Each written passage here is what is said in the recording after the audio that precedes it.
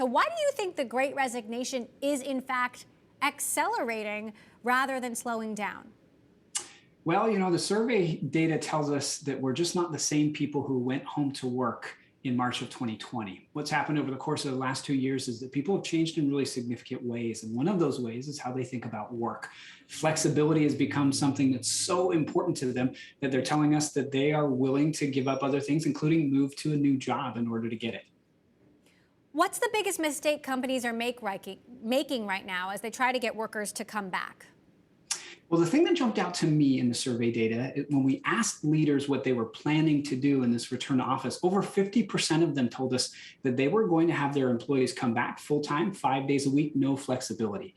And that contrasts with over 70% of workers who say that flexibility is something that they treasure, that they want to make sure is the part that they keep coming out of the pandemic. So we see some tension being set up here that's going to need to be worked out over the coming weeks and months.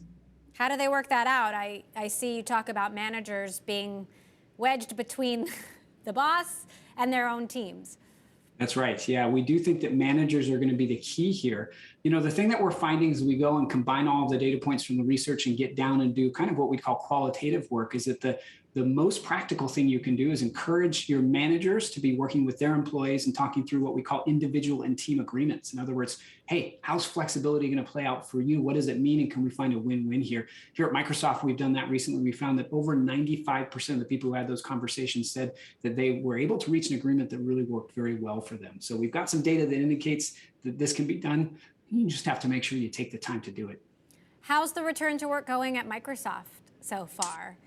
Well, we are in the process of doing that. We've declared here in the Puget Sound, the Seattle area, that we'll be heading back to our final stage of flexible work, what we call this flexibility stage on March 28th. So this month is a big month for us. Many of our managers, though, have already had those conversations, and we feel like we're set up. We're going to learn just like everybody else, though. There's a lot to learn here. It's a very dynamic time.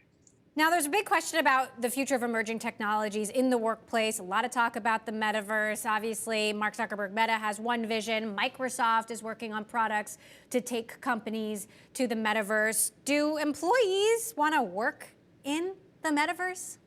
Well, we asked them that. It's kind of interesting. When we asked employees about the metaverse, 13% of employees said they didn't even know what the metaverse was, but 52% said that they were open to this idea of using digital immersive spaces in the metaverse for meetings and team activities in the next year. So we've got this sense that there still is a lot to be figured out in the metaverse, but let's say just a little over half of people are pretty open to being able to use the technology. So as we look over the next year, what do you think the biggest pain points are going to be? Because, I talk to a lot of people. They don't want to go back, or they're reevaluating.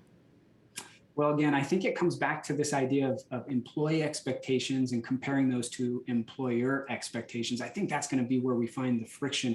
If I just give you a sense of how people are thinking. But who's going to have to compromise, the employees or the employers? It depends on the market. And today it's an employees market, we would say. And so I think that employers are going to learn a lot here as employees kind of talk about how important flexibility is. And, you cited a stat earlier. It's 52% of Gen Zs and millennials say that they're willing to move over the next year if they don't get the flexibility they need. So I think that gives you a sense, at least for where the employees are in their minds.